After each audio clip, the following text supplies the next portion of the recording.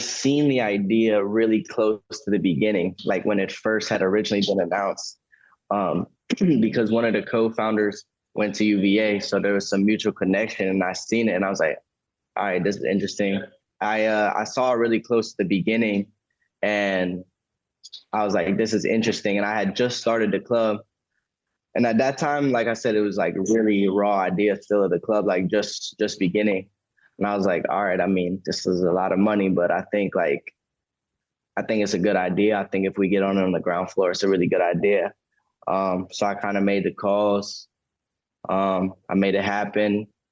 And from the beginning, they had said that there was a lot of interest from bigger teams. They weren't allowed to like publicly say it at the time, but pretty early on, we knew some of the big clubs that were going to be involved. And obviously some we didn't. Obviously some, Wrexham is, I think, an extremely recent kind of addition. I think, again, it makes the storyline more interesting because America loves Wrexham right now, right? So yeah, it's crazy.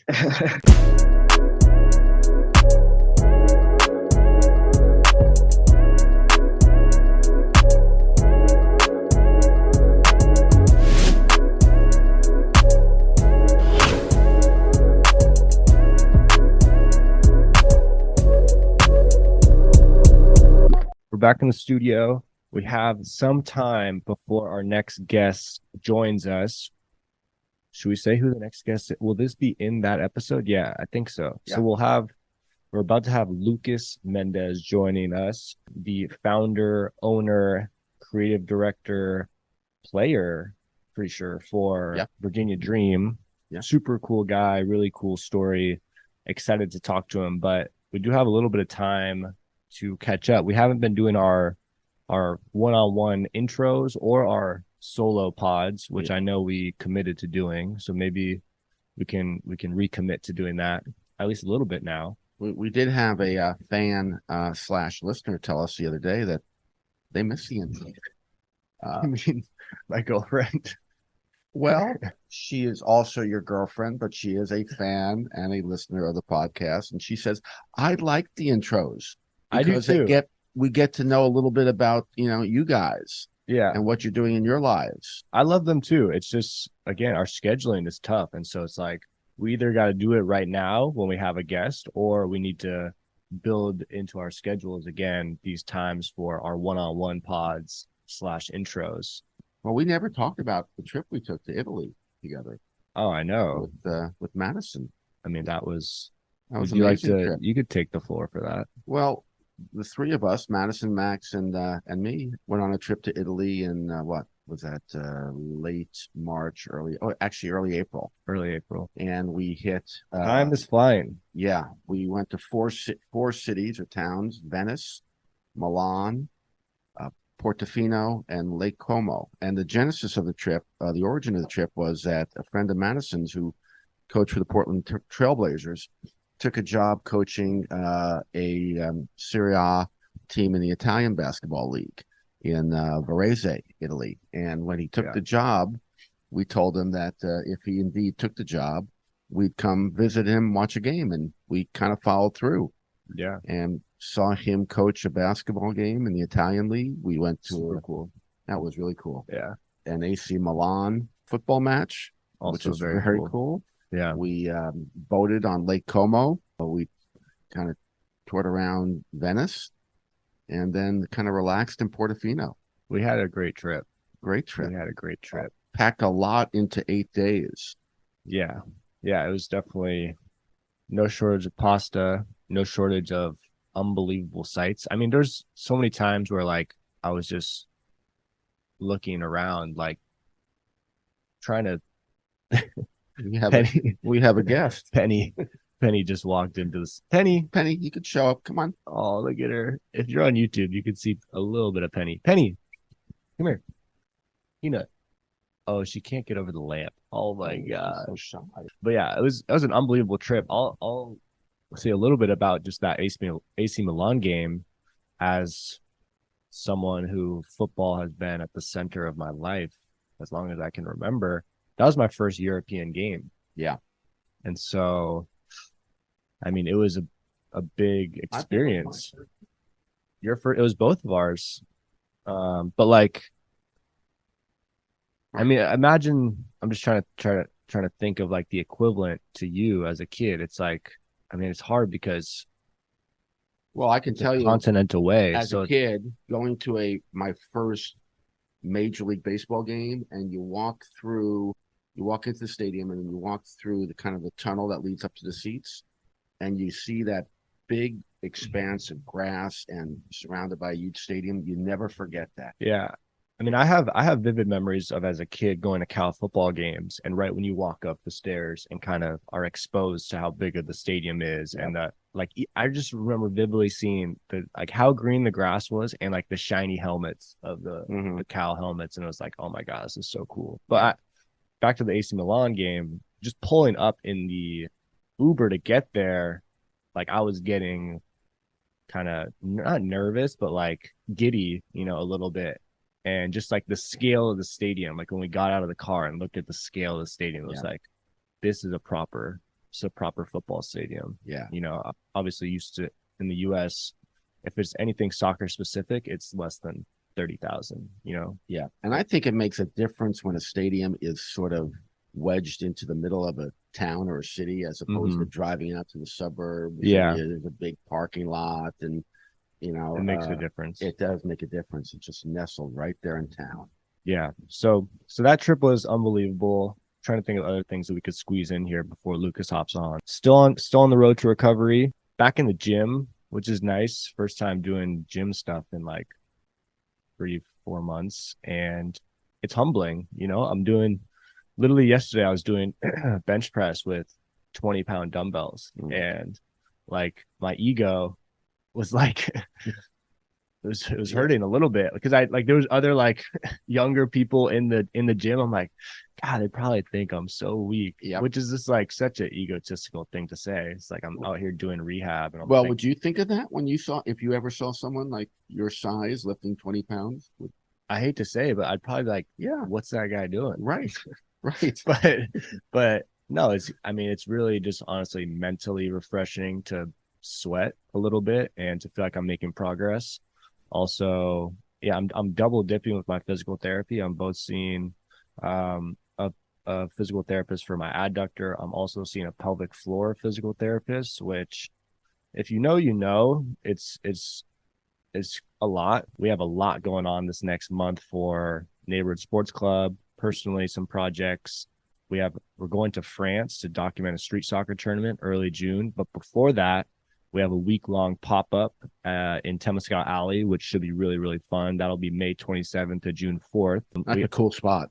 Really cool spot. I love that spot. We'll have a lot of new merchandise and apparel for that pop-up, which I'm excited about. We've been working hard on that. Dad's sporting an oldie but goodie. Dad's repping the jersey now. We're also working on another short film / commercial piece, which is going to be quite a lift to pull off. But I think looking at it more as another opportunity to hone in our skills as producers, writers, directors. Have you contacted my agent yet on that to see if I have availability? We haven't heard back.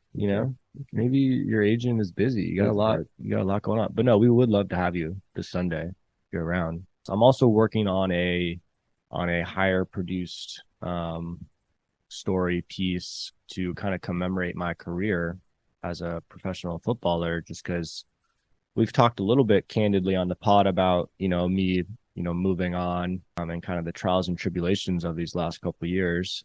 But, I think this will be kind of an opportunity again to practice these skills and show what I'm passionate about, but also kind of close this chapter a little bit and give me a little bit of closure, a little bit like, I don't want to give too much away, but like, Mamba's, Kobe's letter, I forget what it's called, but his retirement letter that won him an Oscar. Right.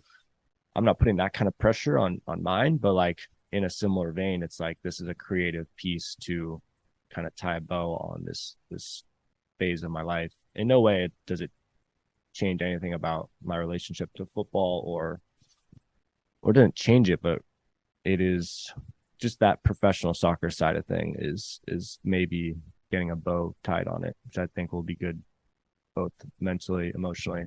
All right, we got Virginia Dream Football Club in the waiting room, I would think aka that's Lucas. Let's get him on. We've actually never met, so this is gonna be fun. What up? What's up? How are you? Doing well. Good morning, Lucas. Nice to meet you. This is Michael. this is my dad, by the way, Michael.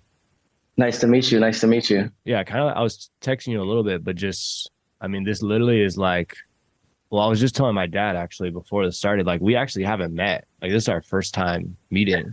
Yeah, it's crazy. I've been trying to get you on a call for a minute now. So it actually, this is what is great about the podcast is sometimes it's like, it's one of the best ways to just like link up with people because, you know, sometimes, I mean, I'm at fault for this too all the time of like trying to set stuff up. And then like, unless there's like something not at stake, but like there's something scheduled, it's hard sometimes, you know? So fuck it. Yeah, 100%, especially when we both busy as hell. So it's like, yeah.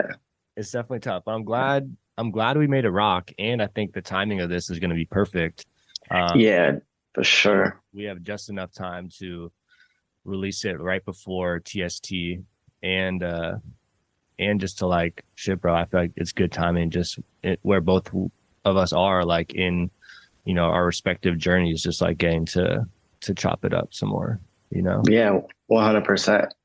Like you said, it's right before TST. And I think both of us right now kind of trying to move the culture forward in the right way. So, man, like I said, I had seen y'all when you guys chopped it with Sekou. And obviously, you know, I love Sekou. And just, people that moving the culture forward in the right way and connecting everybody is like, it's definitely the goal, you know? So, yeah. I feel like we got a great crew of guests that we've had on. I feel like it's like this mini like community one way or another. And not even like we've tried to do it, but it's just like I said, it's a good opportunity to like chop it up with homies. And I feel like a lot of what we talk about maybe behind closed doors or like in these, you know, meetings that we have, like is valuable information, especially like as, you know, young creatives, entrepreneurs, like you said, trying to like make an impact on this culture. It's like we might as well like work together and like learn from one another and see what each other is kind of going through. And if we can lift each other up, then like, yeah, that's what all of this is for, you know? Yeah, 100%. I think we all kind of got the same kind of mindset on that and trying to just help everybody move forward, not just themselves. And yeah, I think it's good. I mean, you guys had Jeremy on here too, which is funny. Like, like I knew Jeremy like long time ago. Yeah. Like I played with Jeremy and against Jeremy. Like, so it's just funny how things come like full circle and stuff like that. So we might need to fuck around and have like a marathon minute, you know, a little dinner or something, you know, fly everybody out, you know, get a nice it'd be a good time, man. You know, a little retreat. Is that in our budget? It's not in my budget. It's in your budget, maybe, but we can make it. It's in the company budget, possibly. Well, I'm amazed at how many of you, you guys, the folks that we've had on our podcast, sort of either know each other or know of each other or have some kind of, you know, direct connections. And maybe it's a function of, you know, you're all relatively not the same age because you're pretty young, Lucas, but you know, the 20, early 30 group, but you're all, I think, kind of bonded. Maybe this is not right, but maybe it is right. You're kind of bonded by trying to, you know, take soccer to the next level in the US. And you're all that generation where, you know, soccer has become much more prominent in this country and you're trying to take it to the next step. And it may kind of, in a kind of informal way, kind of bond you together because you sort of have a common mission. Yeah. And so you pay attention to what each other's doing. It seems. Yeah, I think so. I think everybody like kind of gets inspired by each other as well. You know, like when you see somebody that you know that's doing well, it makes you want to do well because they're doing well and you're happy for them. But you're like, all right, I want to do that too because they're doing well. So I think it pushes everybody, kind of brings everybody closer. And yeah, I think it's good. Yeah, no, I agree. And I think it's just like, it's one of the actual positives of social media. I know there's a lot of negativity that comes with it nowadays, but like I will say one of the positives of social media is like it has given me a lot of valuable like just relationships and people to connect with, just because like yeah, I can see your work. I could see like, you know, what you're doing from Oakland, and you're all the way in Virginia, you know. So that is one of the cool things about modern kind of connectivity. And like you really can like shit, we've never met and we're hopping on a call right now, and it's like we've known each other for a bit, you know, just because Yeah, exactly. of following each other. So I guess yeah, I'll give our audience, our listener, a little bit of like context of just like how we know each other, and then we can kind of just get into all the, you know, you got a great story. I mean, me and my pops both did our research, and it's just like we have a lot of like really cool, I think, topics to kind of go into. But kind of just going off of what I last said, like yeah, we've never met each other. I think I don't know who discovered who when, but I think I saw something about Virginia Dream. I mean, probably right when you started it, really, in was it 2022, and I'm like, not long ago. This is a super dope, just brand identity, and then obviously it's soccer, so it's like I'm drawn to it. Then and it's like, okay, let's see what's going on with this club, and then obviously I found you from there, and really liked just what you were doing, and we just been kind of showing each other love on social media. And then, yeah, we've been trying to connect for a minute, and now here we are. We got you on the pod, and you have a lot of exciting things coming up with Virginia Dream and just everything else you have going on. And it's a perfect time to connect. But I think this is actually something I'm curious about, just based on our initial conversation and just in general. Like, if you run into someone in an elevator, or like even just thinking about how to introduce you, like I could say the list, and this is something similar for me too, is we're both very multi-hyphenate people, you know, like you do a lot of things. Not only are you like a professional footballer, but like you're a club owner, you're a creative, you're an entrepreneur. So, you know, you run into someone in an elevator, how would you describe like what you do? Like, hey, Lucas, like, what do you do? Like, how would you describe that? I think that's always an interesting question. Like you said, because we kind of do a lot of different things in a lot of different kind of, areas. But man, I would just kind of say I'm a footballer who is really into creative things, and that's kind of where I stand. I mean, I don't like to really put a label on anything I do, because I don't really label myself as any one thing, you know, because I really do try to touch so many different aspects of everything, you know? Yeah. Well, when I looked at your Instagram page, part of my research on my deep dive into Lucas Mendes, I expected that, you know, kind of in the description, it would be either, you know, soccer player, football player first, owner of Virginia Dream FC first, one of the two of those first. But actually, looking at my notes, it said stylist and creative consultant as the kind of the lead in. And then it mentions your soccer, which I thought was interesting. That's definitely, I guess, where you can say my livelihood is kind of made, is in that kind of creative consulting and styling area. Now that I'm not like playing professionally anymore. But yeah, I mean, the main thing that consumes my time is running the club. Like I said, it's really, since I started, it's everything that I do. You know what I'm saying? Like from the creative, to the behind the scenes stuff, to, you know, making sure our team plays well.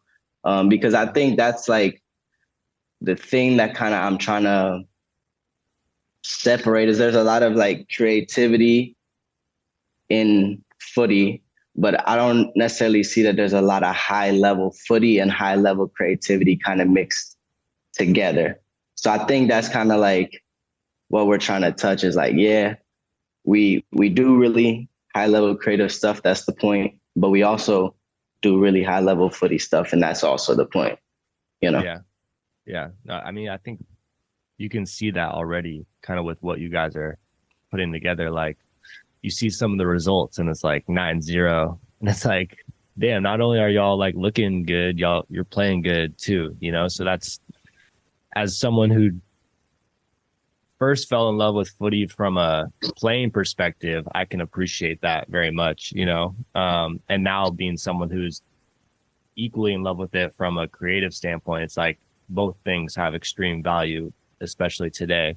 I guess it's interesting, you know, I kind of want to go back a little bit. I mean, shit, bro, you're 20. How old are you? 24? Yeah, so I just turned 25 in last December. Yeah. Okay. So like that's wild. I mean, just like the fact that you're talking about like, I mean, you just seem very like wise and like shit, you're talking about being an owner and you're talking about, oh, I used to play professionally. And it's like, you're 25. Like this is like when a lot of people are still like, I know people who are 23, 24, like still pursuing that first contract. And here you are having like played professionally and now like owning a team. So growing up, like you said, like right now you're spending so much time, I mean, obviously doing creative consulting, but like you said, just like running this club, you know, did you have, I'm sure, professional aspirations as a kid, or did you have more so creative aspirations as a kid and you were just nice as fuck at footy and you just were like, oh, let me like play, you know, try and play pro, but then like I'm gonna really get into this other stuff? Yeah, my aspirations as a kid was definitely to be a professional footballer. That was like from day one was my goal, like since I was a kid. And so I think, yeah, just working really hard on that was the way that I went about it. But I think once I got to like, you know, those more, you know, formidable years, you kind of start to realize the outside interest that you have. And that's like when the creative side of things really started to hit me. And I think a lot of times, like when you're young and you're trying to do professional, like a professional sport, you really try to put all your time into that and you try to like make that your whole personality. But I think my thing was I tried to like feel both. And I feel like sometimes like the soccer community kind of made you try to like push you away from your creativity. So I think that was like where the original kind of like split of like, oh, am I a footballer? Am I creative? And so like you put the creative away because you've always wanted to be that footballer. And so you kind of, you know, ride that path of trying to be a professional footballer. And obviously I was able to do it for a little while. And yeah, I'm glad I was able to do it. And yeah. You just made a really good point, which is when you're really good at something at a very early part in your life, like both of you guys were, you know, honestly top 1% soccer players, even, you know, as young boys, never mind, you know, teenagers and, you know, high school, college guys. I think society tends to kind of pigeonhole you, right? You can't be a hyphenated person. You can be, of course, but we tend to not hyphenate. We tend to say Lucas Mendes, soccer star, Max Ornstill, soccer star. And we kind of want to fit you into a kind of that one hole. And a lot of people are one dimensional, but a lot of people aren't, but we tend to one dimensionalize folks. Yeah. I'm wondering, cause I feel very similarly to you, but I think like my dad said, like when you're really good at something at a young age, like, and I was similar to you where all I wanted to do was be a professional at a young age. And I was definitely very into creative things, but I was so hyper focused on football that like you said, like the soccer community, when you have, at least this is, you know, when we were younger, when you have those other interests outside of it, it's like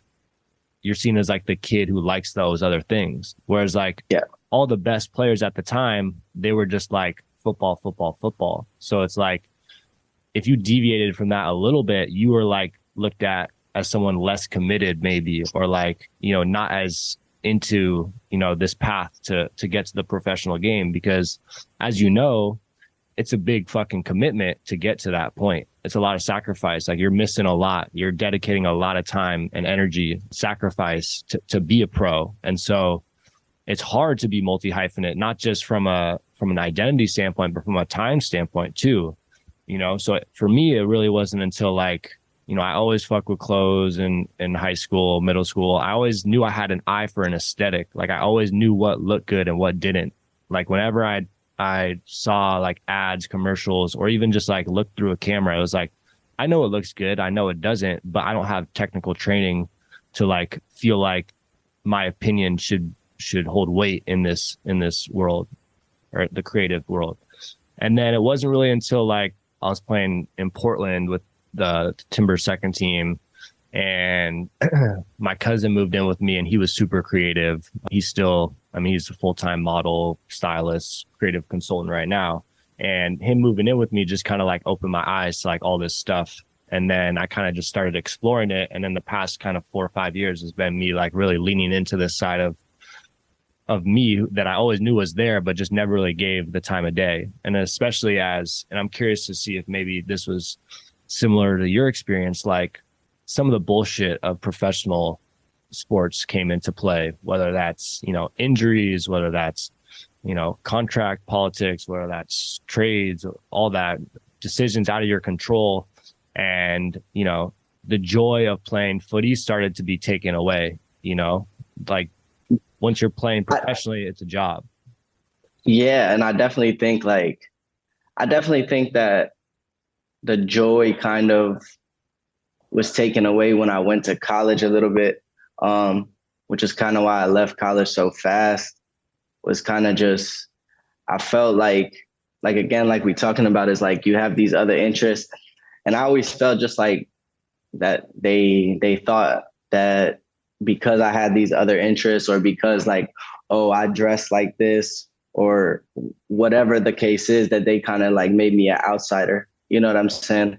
Yeah. So I think that's when I tried to like just already start leaning towards being just even more myself, because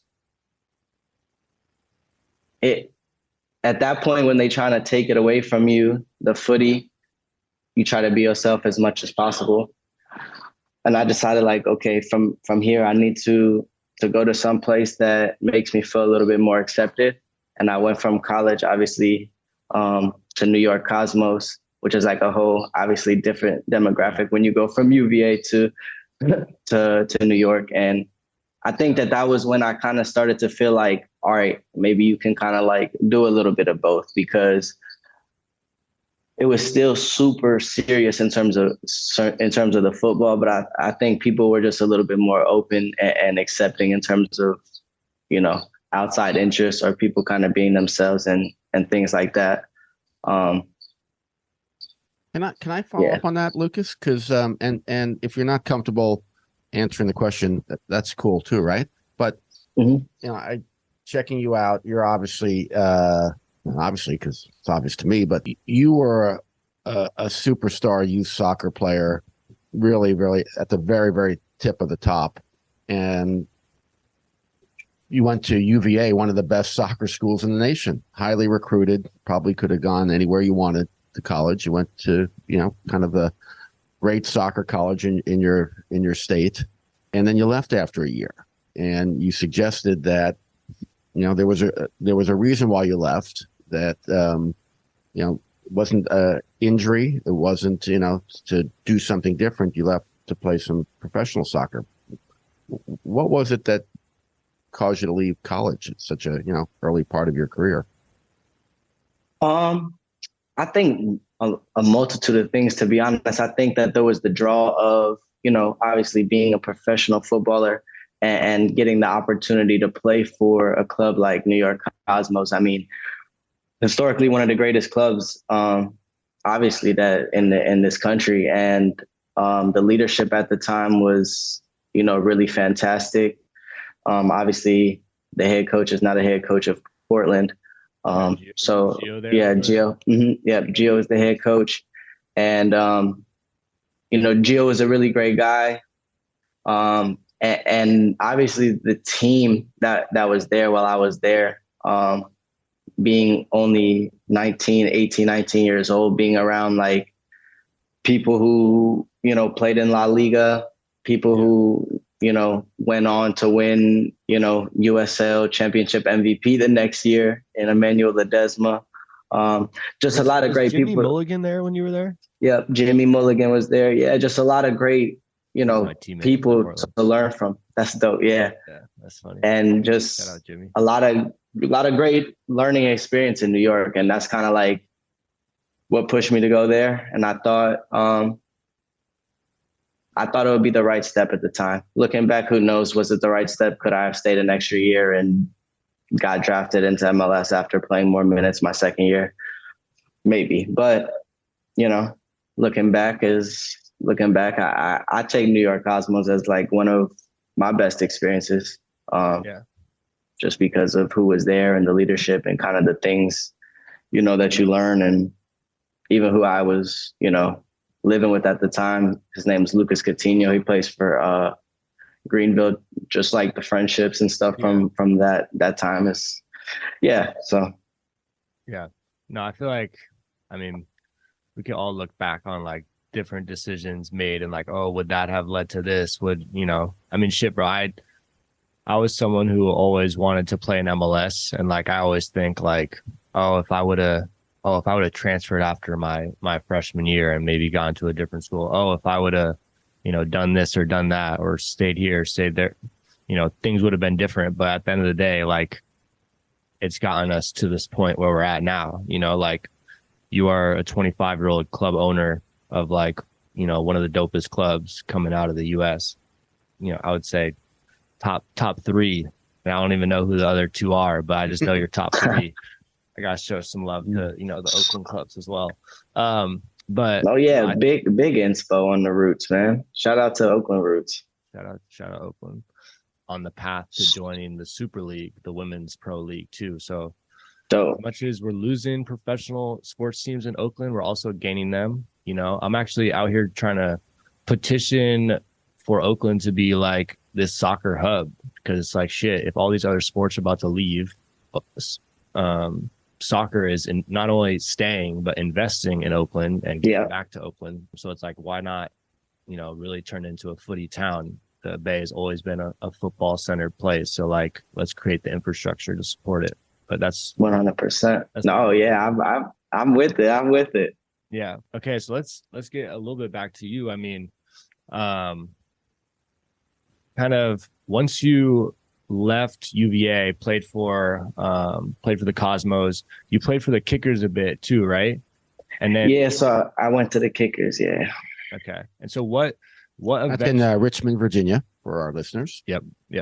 What led to you starting your own club? You know, like that's not an easy thing. It's definitely not like a super common thing of just, you know, young people starting their own clubs. So what prompted that? What motivated that? And especially like, as you know, again, I see a lot of similarities in us. Like we're footballers. Like we have high aspirations as players, not only, you know, creatives, owners, you know, this business people, but like players.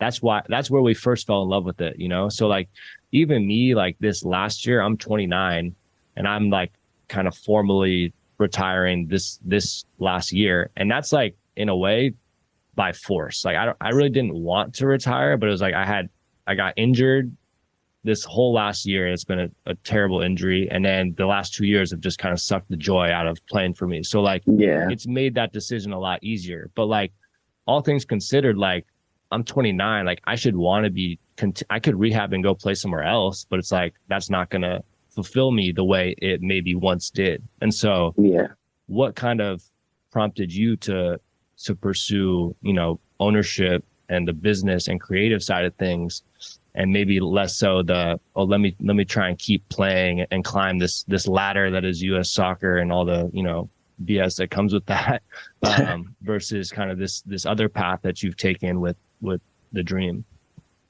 I think that there's a lot of things kind of that prompted it. I think my time in Kickers was kind of ruined by injury a lot of the time. And then towards the end, I felt like our head coach was going to get fired, which he did end up, you know, getting let go, which was kind of sad because, you know, a lot of us thought he kind of deserved to come back for his second year. And, you know, I wasn't seeing eye to eye kind of with the people who were running the club. So I knew my time there was kind of done, you know, towards the end. But I came home. I was playing a little bit semi-professional and semi-professionally indoor. and it was cool. But I was like, I think we can do this, but kind of like do it our own way, because we know so many people who kind of had this similar path around here who can get to that next level still. And I kind of wanted to bring all those people together on the field. So it kind of just started like, all right, we about to make a team so some of y'all can get seen, the people that want to keep, trying to push that next level. And we kind of came together and we were looking really good. And I was like, all right, I need to now, like, especially like this last few months coming into this year, I was like, I need to kind of take a step back and coach a little bit and make sure the team is, running properly, playing properly. I can't do that from while I'm on the field. And that's really the only reason that I kind of like stepped off the field. Like you said, it's not necessarily by force. Hopefully one day I'll be able to step back on the field in some type of capacity. But I mean, it all depends, right? I mean, yeah.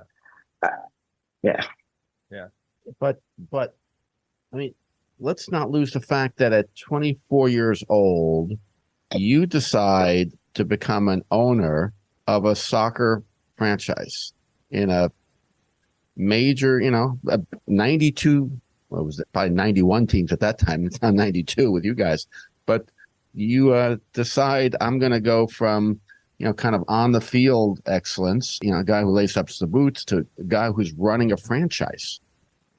That's wild, particularly if it's not like the family business, right? Or, you're going in with 8 partners. It's you deciding I'm going to try to get a franchise in the National Premier Soccer League for my hometown and go through that. I think that getting the franchise in NPSL was a massive step for us, because obviously you can play in all the local leagues that you want and win all the games that you want, but until you kind of make that next step to technically fourth tier of soccer in America, even fourth tier, right? But so it's that next step up, and I think so far we're playing well. We can take that next step up, but we're playing well, and I think getting that really legitimized us on the field, because we do want to keep taking those next steps, and we do want to become fully professional team one day. So that's definitely the goal. We want to give these MLS teams a run for their money, because they don't deserve everybody's money. Yeah, no, we know. So I have a couple of questions kind of about all of this, but one thing I'm curious about is just the actual creating of the team, from a branding, name, visual identity standpoint, because obviously that was one of the reasons that draw me to y'all in the first place. So I guess we could start with that. What, obviously you said, you had these creative interests and you wanted to blend top level creativity with top level football. How did it all come about in terms of the actual creation of it? How did you come up with the name? How did you, because again, this is kind of maybe tying into it, a lot of this stuff you can't do yourself, or at least I can't do myself. I don't know. I'm curious maybe what your technical training is, but I don't have the creative technical training that I maybe wish I had, and so when it started as you and the homies playing, and then you're like, oh fuck it, let's make a team, what was the process of coming up with a name, coming up with the crest, coming up with your color palette, really kind of, and I know you work with Jared as well on this, and I still need to chop it up with Jared at some point, but what was that process like just in the actual forming of it? Yeah, it's funny, right? So we sat down, me and my boy Keith, and we just started chopping. I was like, all right, let's make the team. Let's make some unique type colors for the area, because most of the teams, in the area, red, black, blue, that royal blue. And I was like, all right, let's switch it up. Let's make it dope to play in this area. Let's make it unique. And then we went back and forth on the names a little bit. And then Jared reached out to me and we kind of chopped back and forth and we met up and like we hit it off like in our first conversation. Like we both literally had the same vision, you know what I'm saying? And ever since then, it's like you said, I have no technical training in none of this, right? So everything I learned is just like self-taught or taught by like the people around me. So we worked with like the person who did our graphic design in Casey, and we all sat together and really designed the logo, designed the crest. And then me and Jared were like, all right, let's do an event around this crest unveiling because it's unique. We can do something really dope. And that's kind of like the first project that me and Jared had done together. Excuse me, was the crest unveiling. And ever since then, I think every project that me and him have done together is like, we just taking next step, levels up. You know what I'm saying? And yeah, man, it's me and Jared doing all the creative stuff, man. Like we got lots of plans and I'm excited for it because like I don't plan to stop no time soon. That's for sure. Yeah. Now, I don't know, Jarrett, you guys obviously do, but is he a designer, graphic designer? Does he have background training experience? So, yeah, I can kind of give a little background. Jared is, he's a photographer, a fantastic photographer. And obviously he's still a great photographer. He does a lot of our match photos as well, but he's really the creative director of the club. Me and him work together and do all the designing of everything, in terms of, the jerseys, the how we want the aesthetic to be, all that type of stuff. And then we work with our graphic designer and kind of bring it all to life. Yeah. Yeah, no, that's super dope. And I mean, I'm similar to you, bro. It's like I literally have zero technical training other than just self-taught stuff and just kind of I think something that probably you have as well is just like, you know what the standard is of like really good work, So it's like, shit, I might not be able to do this design myself or like do this myself, but like I know what the standard for this being done well is. And I'm going to try and find people around me that can help me execute this to the level that I know it should be executed, based on what our standards are for creative projects. Do you ever get any imposter syndrome? Like, either throughout all of this, like even just being an owner, being a coach, doing things as a creative? Because I mean, there's been times when, I think I have a nice balance of like, sometimes I feel like, damn, like how am I doing this? But then there's other times, I would say that's not as often. Whereas other times I'm like, yeah, I can do this. I can put whatever I put my mind to. Like I know I have a good eye. I know what looks good. I know, some of it's self-confidence, some of it's, I don't know. But yeah, do you have any kind of imposter syndrome throughout this of just maybe not having the technical skills or education, but obviously knowing that you can do it at an extremely high level? I think the answer to that is yes. Definitely, there's moments that you feel like, all right, do I belong here? You know what I'm saying? Like, because maybe you don't have that technical training.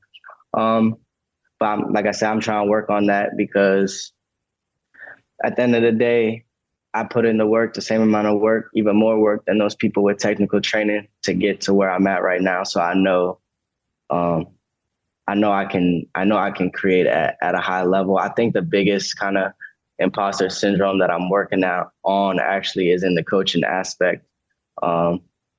It's one of the things I kind of am like still navigating. I feel like I'm getting better every day with every game, kind of stepping, off the field onto the sideline. I think that's the hardest part about it, is really being like, you feel more nervous as a coach because you can't do anything about it. So you feel more like an imposter when your team is not playing like the way they should because you can't step on the field to do it.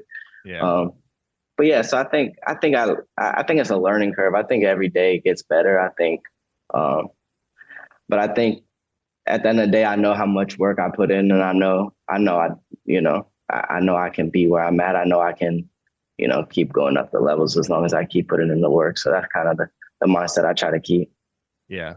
No, go ahead, Max. No, I was just gonna say. I mean, I think it's healthy to have a little bit of imposter syndrome, but I think it's healthier to have more self-confidence, which I think you definitely have. And shit, I'll gas you up while we're here. Like, bro, you got it. You got it. So appreciate that.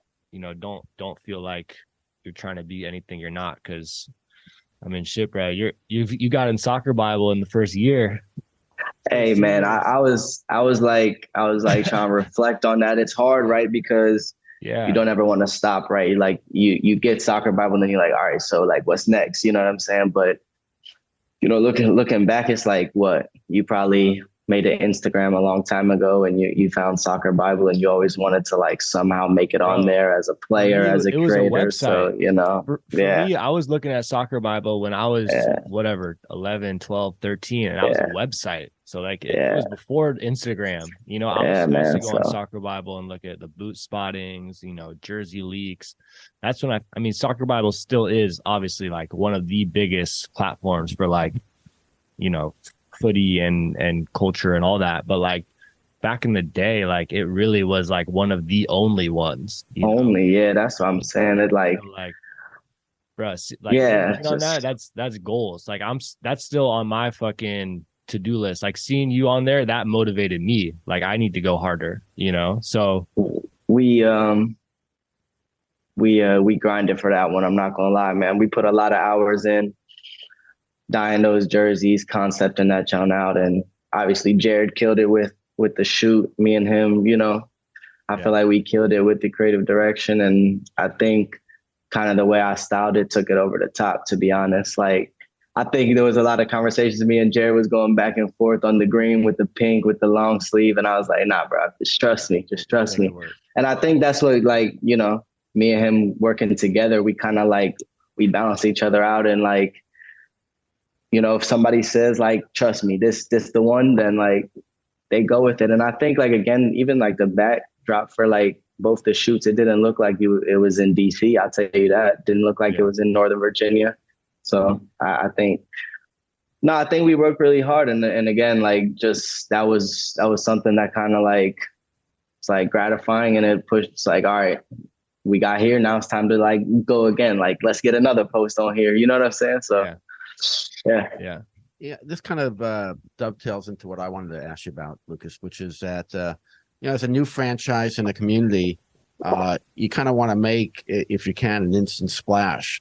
And there are a variety of ways you can make kind of an instant splash. One way is to have just have an extraordinarily high profile player on your team, a household name in the community. Or another way, I guess, is to have really cool gear and swag and uniforms where people say, wow, that is really cool looking. What team is that?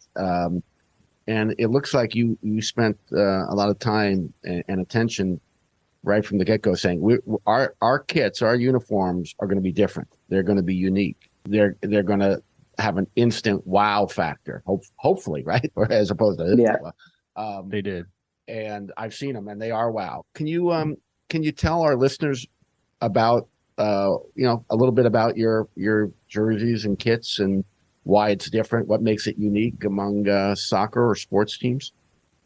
Yeah, I mean, first of all, to have like a kit that a full 11v11 team in a league like MPSL wearing that's hand dyed, is kind of crazy, and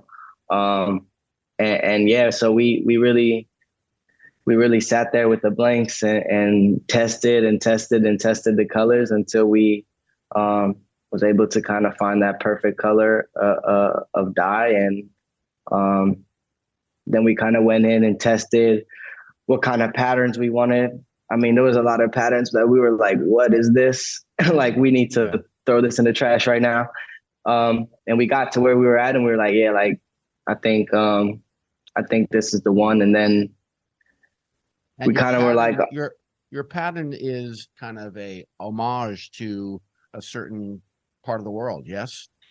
Yeah, so I'm half Portuguese. My father's Portuguese, and our away jersey, the azulejo, is it's a homage to Portuguese tiles, and both me and Jared have Portuguese in our heritage, so it tapped in kind of perfectly with the color and the way that it kind of looked with the window pane look, and yeah, I mean it kind of connected everything, touched home for us.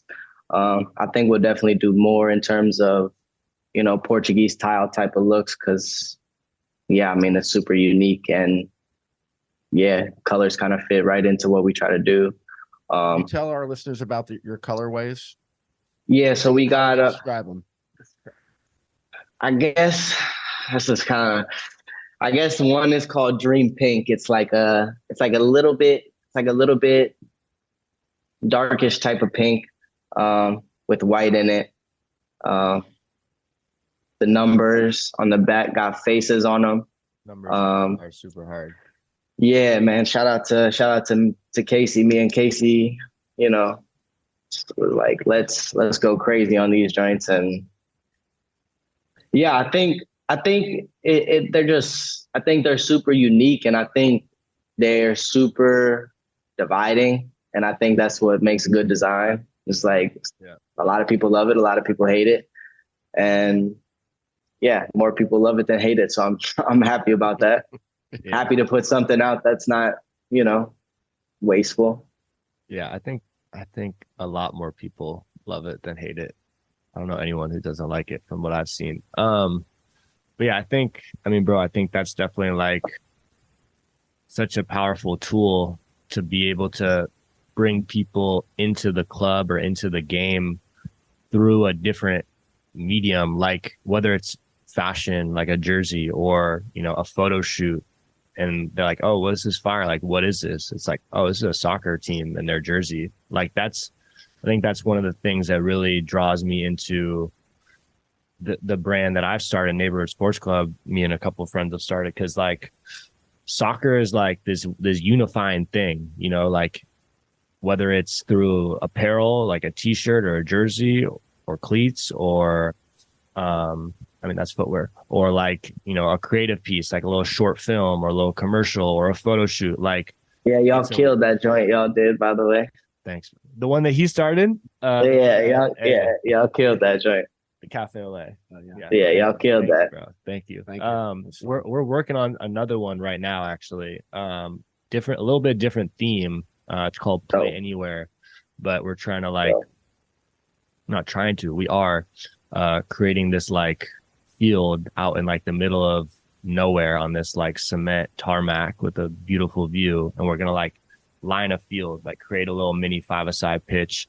That's and dope. Then like we're hosting like this ultimate pickup game, essentially, where we're like sending calls out to like different notable people, like Jeremy's someone who's gonna like receive a call, and like we're essentially like inviting him to the pickup game, and then he's like, oh, like, yeah, like I'll be there. So I'm gassed to see that joint gonna be fire. It's gonna be fire, but it's like the last one we had we had a little bit of help with how we pulled it off. Like we had a DP, and he had like an assistant camera guy. We had someone pulling focus.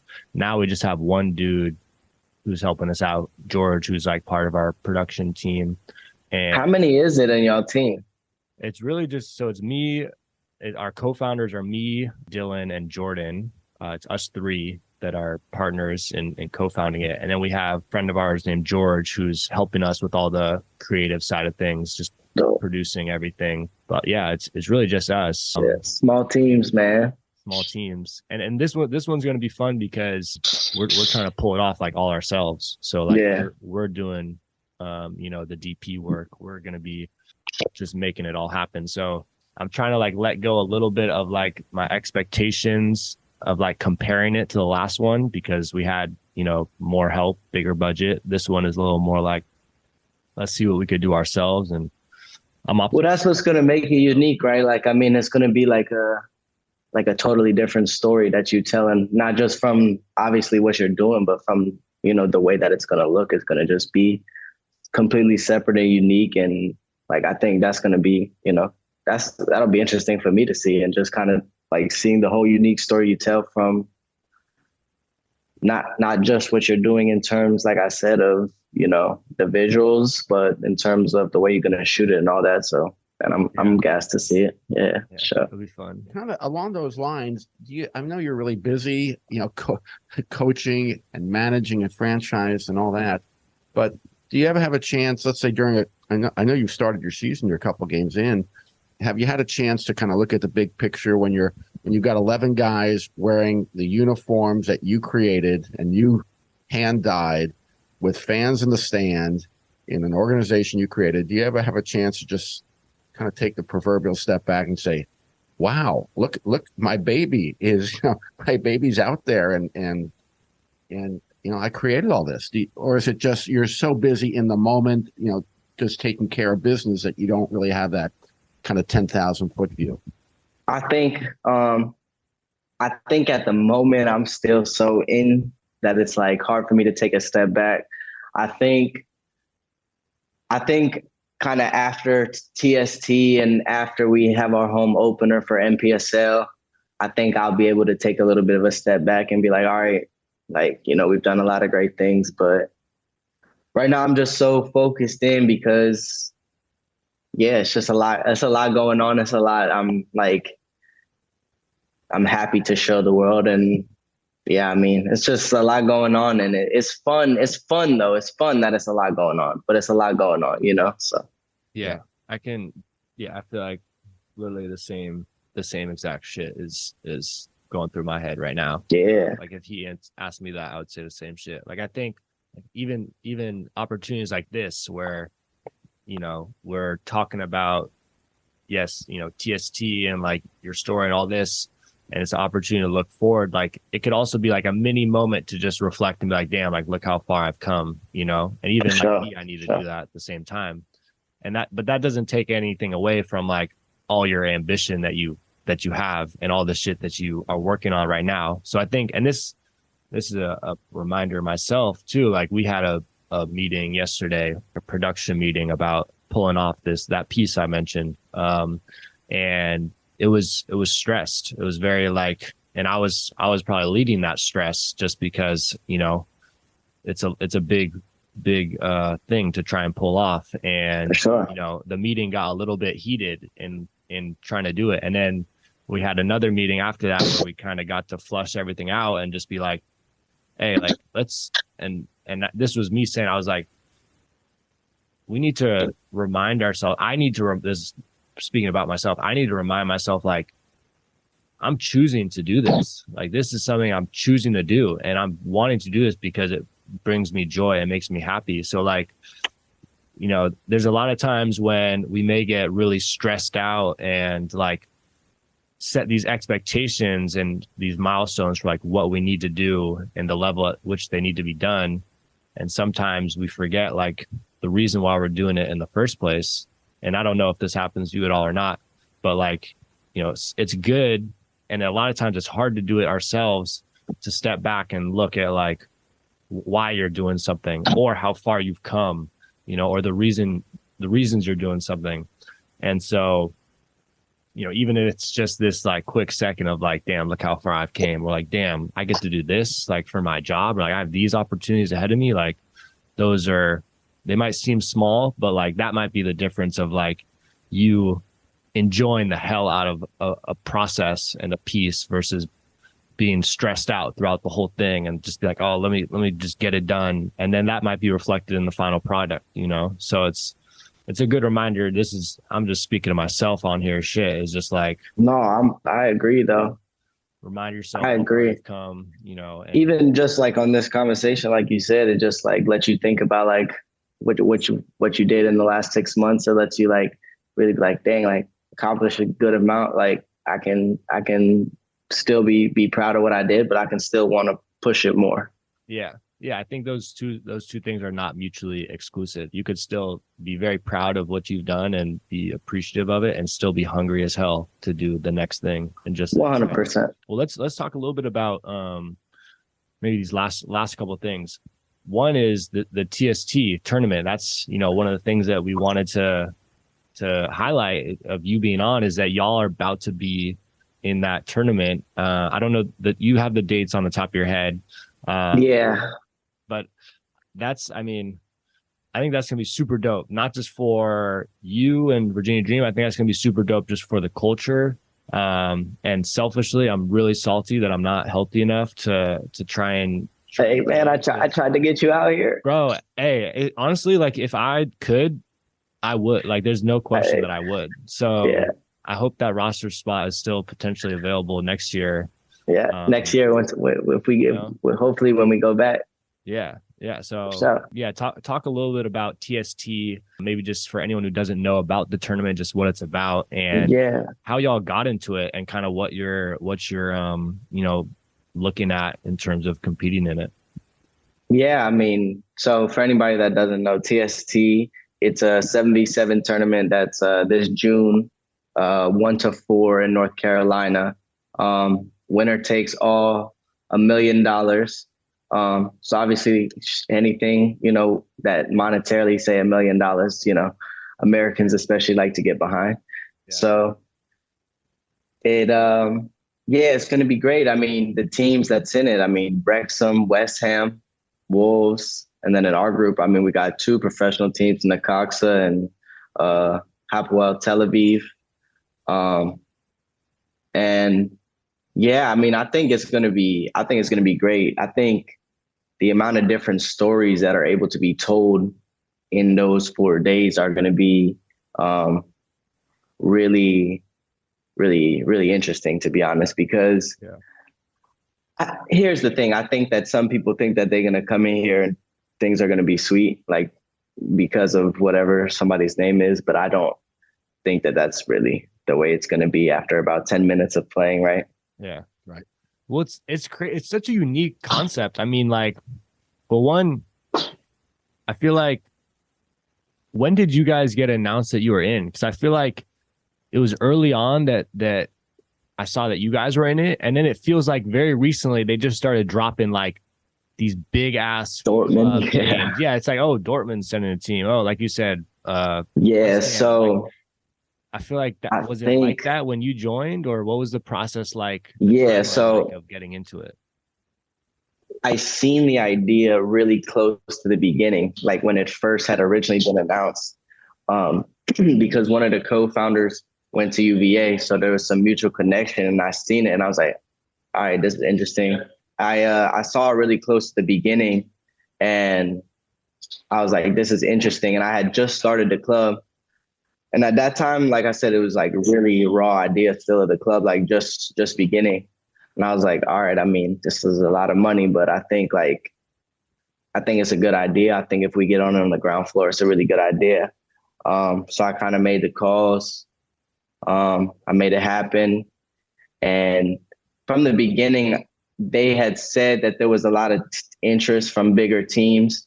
They weren't allowed to like publicly say it at the time, but pretty early on, we knew some of the big clubs that were going to be involved. And obviously some we didn't. Obviously some, Wrexham is, I think, an extremely recent kind of addition. I think, again, it makes the storyline more interesting because America loves Wrexham right now, right? So yeah, it's crazy.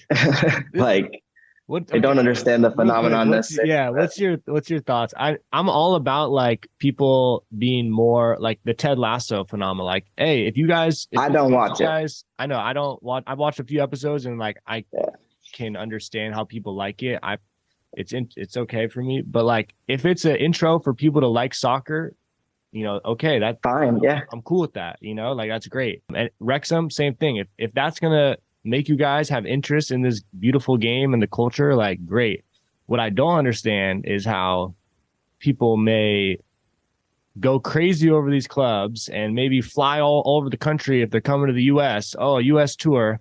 Do y'all not realize you have a 4th division team in your backyard? You have a 3rd division team. You probably have a 2nd or a 1st within 30 minutes to an hour of you. So it's like this culture that y'all are loving over there, like you can create it too. Like it's here. And especially like if you're looking in like at clubs like Virginia Dream. If you're looking in Oakland, like these are different clubs. They're not like the MLS clubs that aren't doing shit for their communities.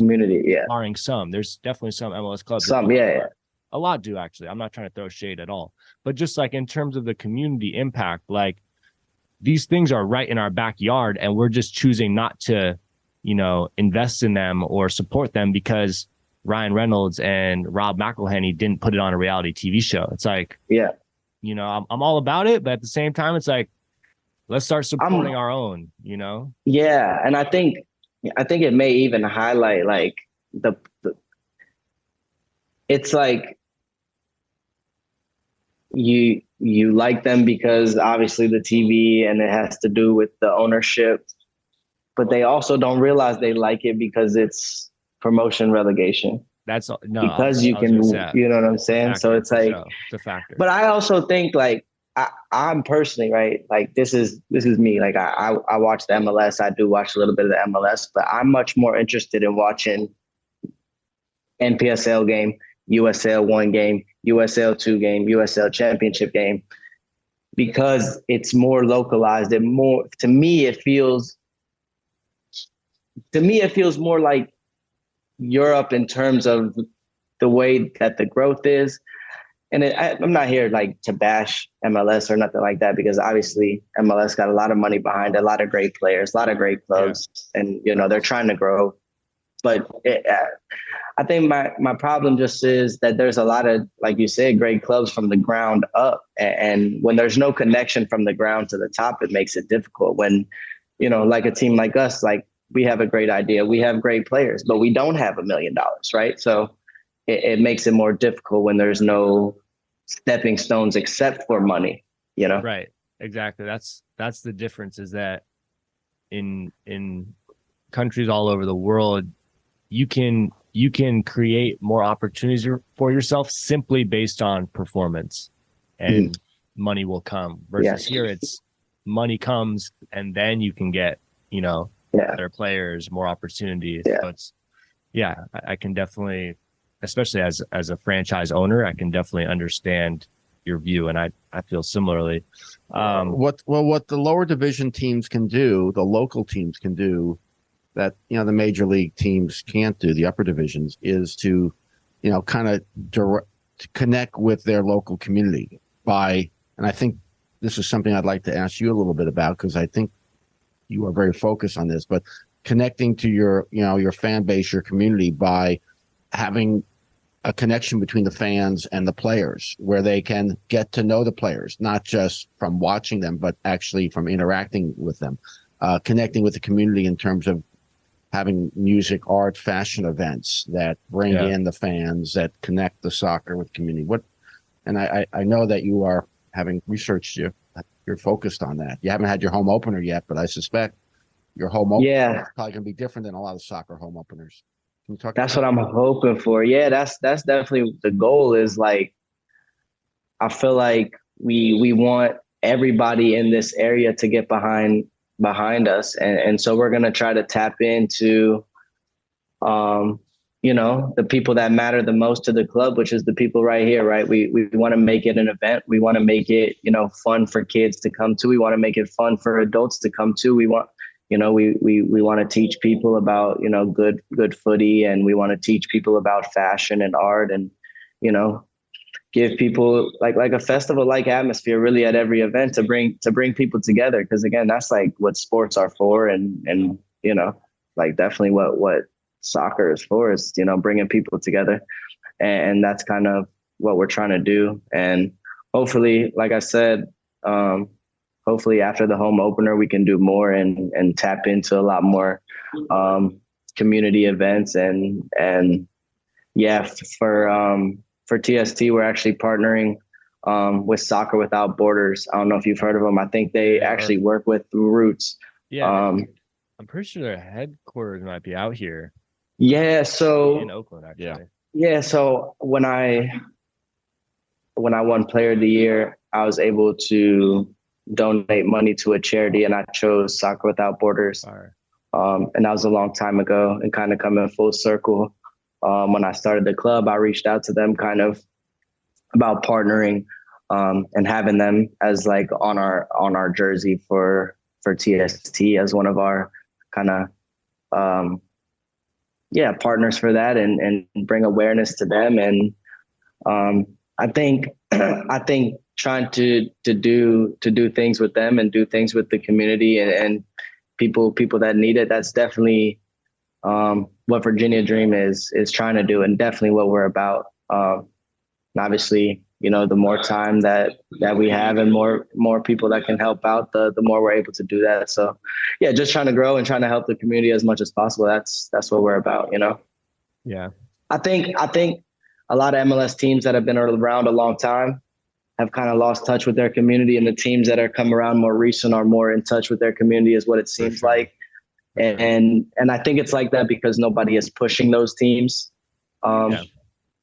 And I think that's like what we're trying to do, is like push those teams to do more too. You know what I'm saying? Yeah. So, yeah, I mean, I think we've talked about a little bit in the past, but just like whether it's a team, a franchise, or a brand, like these are vehicles to, do other things through sport, create a lot of impact in our communities. I think that's something you're doing for sure with the Dream. That's something that the Roots have done a good job of. That's something that we're doing with Neighborhood Sports Club, is how can we use this brand, use this organization to do a lot of dope shit and impact lives positively, That's like, I think change lives. Yeah, it's the coolest part of this, Yeah. Well, maybe you guys have just answered this question, but if you're running a franchise or a business, there are measurables, but how would you measure success this year? You're just starting your year. You have a relatively short season, right? It runs May to July or so, roughly. Yeah. So May to July will be the NPSL season. Yeah. So before we get into how are you looking to measure, success? What are the markers for success of running a franchise, Lucas? I think it's a difficult question, because it's tough. Almost, almost a full year that we've had now. Not a full year, I don't think, but almost a full year. We still haven't lost a game as a club, so I think it's very, I think it's very difficult. Because I think that we can do very well in our first season in NPSL. So I think realistically, it's tough. I think that we can win. I think we can win our division, but I don't think that there's necessarily.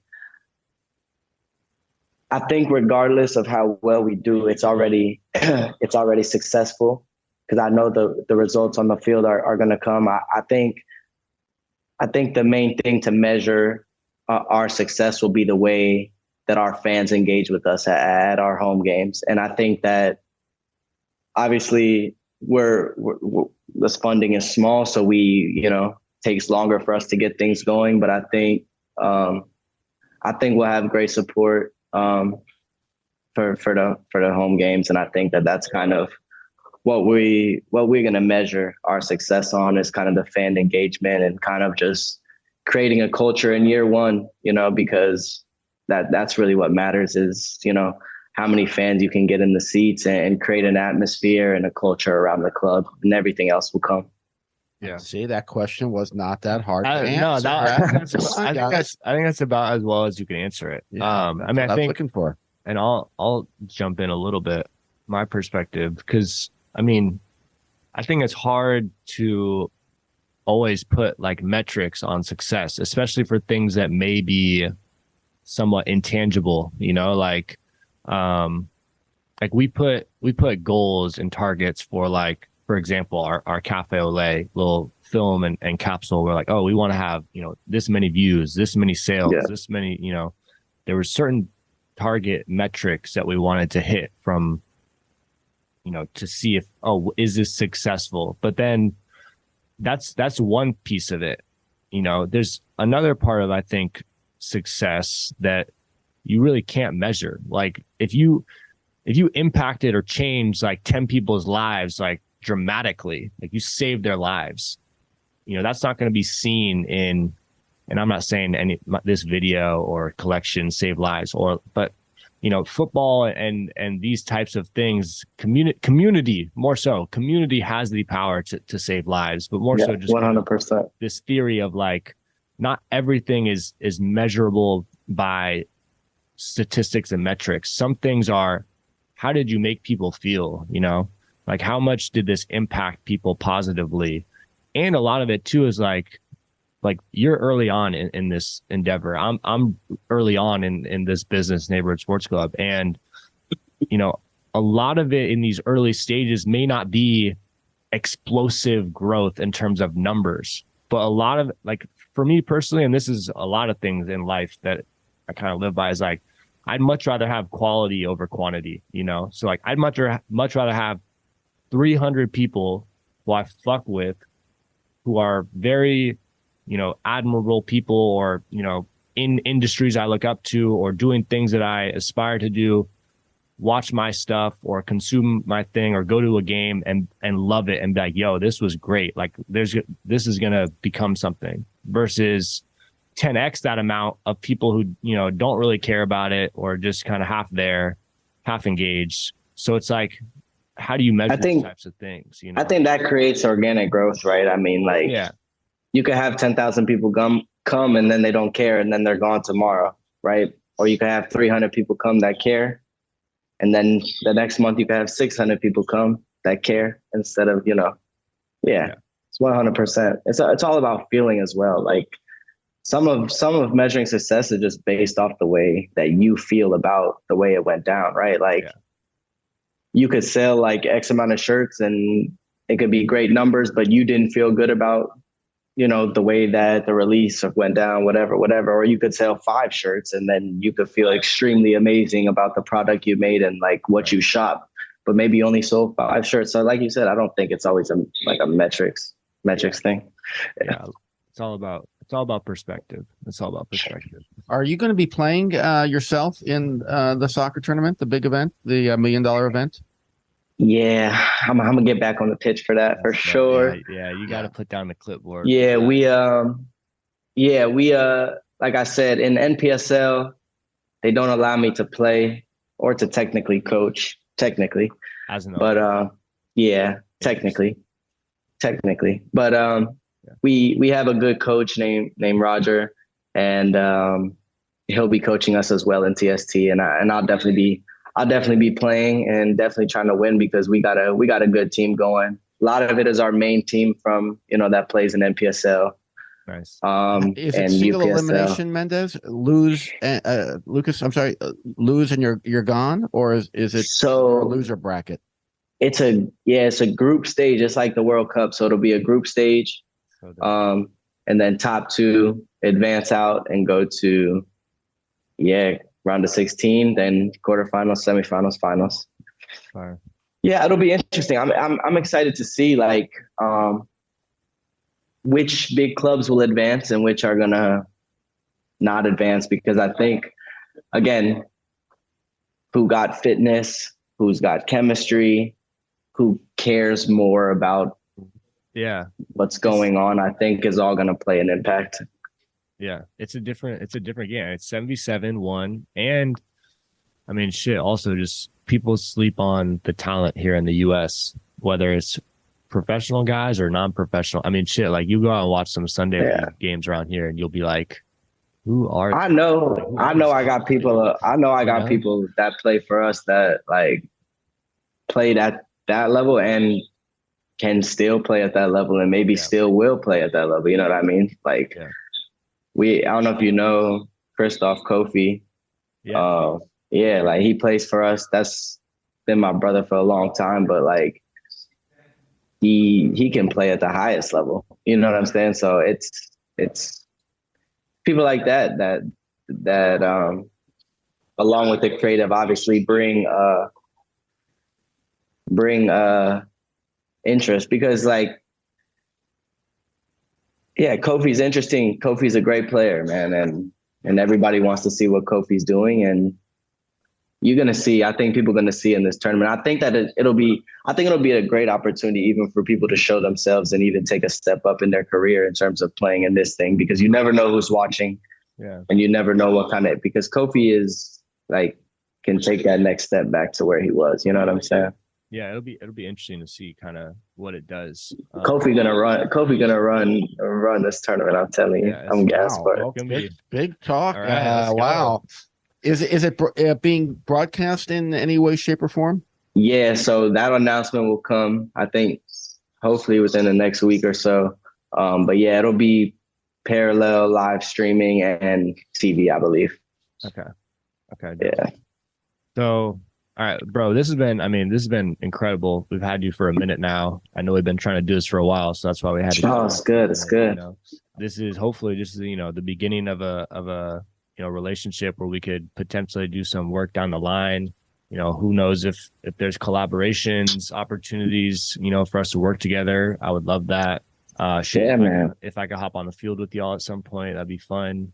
That'd be fire. But yeah, I just feel like, I want you to know you're definitely making waves in the culture, not just here in the US footy game, but globally. And I'm trying to do similar things out here in Oakland on the West Coast and really globally as well. So, talking about Sekou, talking about Raheem, talking about all these guys who I feel like are doing. Shout out Raheem too, man. Yeah, I don't even think I brought Raheem up this whole time. Yeah, shout out Raheem. Man, Raheem's playing with us. Oh yeah, yeah, man. Raheem playing with us. Yeah, Raheem playing with us in TST. Yeah, man. Raheem dusting off the boots. Yeah, man. I'm excited. I haven't seen him in a minute, so he'll be coming up here towards the end of May before we go down there for a little pre-tournament camp. So it'll be good, man. I'm gassed. Nice. Yeah, that'll be lit. But I just feel like there's this community of us here in the US kind of spread out, but all trying to do our own respective things. And if we could be more connected through us all, I think that'll only help us, move the game further, create more impact, and help each other just do doper shit. 100%. So yeah, this has been dope. June 5th, we're going to Paris, actually. Yeah, that's what you said. We're documenting this street soccer tournament in Paris. 2 final questions from me, quickies. Because number one. Let's do it. Number one, as an owner of a franchise, when your team's playing, you can't formally coach, you can't formally play. Do you have a spot on the field that do you sit in the stands? Are you on the sidelines? Do you have an owner's kind of outfit that you wear? And second question is your kits or jerseys, at least, are they available to the public to purchase? So for the first question, the first 2 games we've had were away. So I've been sitting a little bit away from the bench, just on the phone, making my calls that I need to make. And then, at our home games, I'm sure I'll find a nice little spot to make sure everything's going well. Nice. And the second question, repeat the second question again. Are the jerseys for sale? Are the jerseys for sale? They're sold out. Yeah. I've been getting a lot of questions about a restock. I got to talk to Jared about that, man. It's a lot of dying. Our fingers, going to be pink and navy by the end of it. But maybe we'll be able to do a little limited restock towards the end of summer. I think it might be good. I think a lot of people have been kind of asking for it. So, yeah. I read that you do hand dye using a Japanese style kind of dyeing method, but you hand dye, you and your partner we've done a lot of fingerprints on every jersey, literally and figuratively. Yeah. So, everything folded up, dyed up. If you do restock them, I'm sure you'll have some supporters out here. Yeah, man, that'd be dope. It'd be great. We gotta do an event to connect both. Bro, I know, for real. We gotta to connect both coasts. We gotta figure that out. I know. Once we get back from France, we should definitely link up and see if there's time we come out there, or you guys ever come out here just to do something. Hey, Lucas, really nice to meet you. We really appreciate your time that you've set aside to help us out here. And I'm really impressed with what you're doing and how at a relatively young age you are just going for it and pursuing your dreams and passions. And I don't know any other 24, 25-year-old franchise owners. So this is kind of a unique experience for me. And I greatly admire what you're doing, and I wish you really the best of luck. I will be following your team both in the NPSL and in the soccer tournament, and I wish you luck in both those. I appreciate that. I'm gonna have to send both of y'all some jerseys so y'all can support out there. Hey, For sure, I really go up on the wall. do an It'll be in the exchange. background. Yeah, of do an the exchange. Oh yeah, I really appreciate it. I really appreciate y'all having me on here and chopping it about everything, man. It's good. It's good. This is been enjoyable because we actually just get to chop and talk real life, not just media nonsense. Yeah, no, I'm glad it was enjoyable. That's what it's supposed to be. It really, this isn't supposed to be like it shouldn't feel like you're speaking to media. It should be like we're homies chopping it up. Yeah, just chopping it. That's what this space is What's supposed with to all the do. chopping? We're doing a lot of chopping here. We like to chop, Yeah, it's what, yeah. got to. Yeah. Next time you have a mediation and you're talking to a client, just be like, hey, let's chop it up. I've never mentioned to any person I've ever talked to, let's chop it up. Okay. That's cool. It's okay. Okay. Nah, you gotta get Jared on here now. That'll be interesting too to see a whole different kind of perspective of things too, because Jared doing his thing, making waves with us, and doing his own thing also. It would be interesting to have a group, with the Zoom just from all over the country, guys who are that'd be dope too. The soccer revolution group little round table. Yeah, we need to bring everybody together. Round table would be dope. Yeah. Except shit, I would love to, if I got a budget, fly everybody out to the same. Yeah, do it in person. Not make everybody pay for their flight, and then that's when we need. That's when we need to get sponsors involved. That's when we get strategic about the partnerships. Like this could be the Marathon Minute round table presented by Roundtable. Yeah, that would be dope. Presented by somebody. Yeah, presented by somebody. But it's like, hey, it could be you. That's what I'm saying. I feel like we are in a place where, and this, we didn't even talk about this at all. This is kind of just for fun, but like I've talked about this with Raheem. I talked about this with Jeremy a little bit on our pod, but a little bit off too. But just like the concept of ownership, like, bro, like we are us multi-hyphenate people who understand what we're capable of. Like there's something about starting your own things and owning your own things, versus you could go work for anyone and be a creative consultant and, maybe be forced to fit into a little bit of a box to help someone else build something that is not doing the same impact that we are trying to do.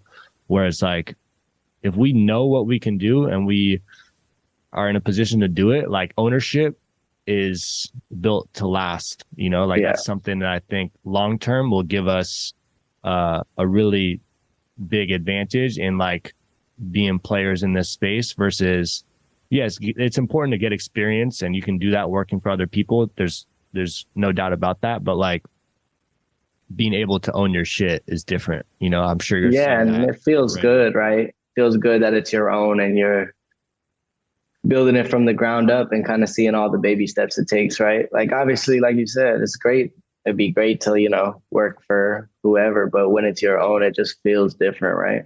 Yeah, it's definitely, it's like, there's that one, I don't know, that one post that I think people put up, I've probably put it up too, like an authentic path may take longer, but it's forever more valuable, something like that. But it's like, I mean, shit, it's true. It's like, it's true, 100%. It is a lot harder right now, it is, we're not getting the paychecks that maybe some of our peers are, but talk to us in 5-10 years and exactly it'll be a different conversation. No, yeah, for sure. And like I said, I think we both kind of have that similar mindset too, which hopefully will propel us, right? So we just keep staying the course. That's what I keep telling myself. Just stay the course, keep, being yourself, and everything gonna come, because obviously people love your ideas, people love my ideas. We just got to keep being ourselves, and hopefully that, authenticity is what's going to make it organic growth, right?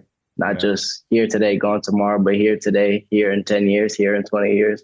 Yeah. Then you can't play no more. And then you can just sit up there and own it and, watch good footy and shit. So enjoy it. The 3 P's: patience, perseverance, persistence. And right there. Put a little knowledge. Put a little talent in there, and it's a recipe for success. Let's go. All right. 100%. That's a great note to end on. Yeah, man. All right, bro. This was great. I appreciate it.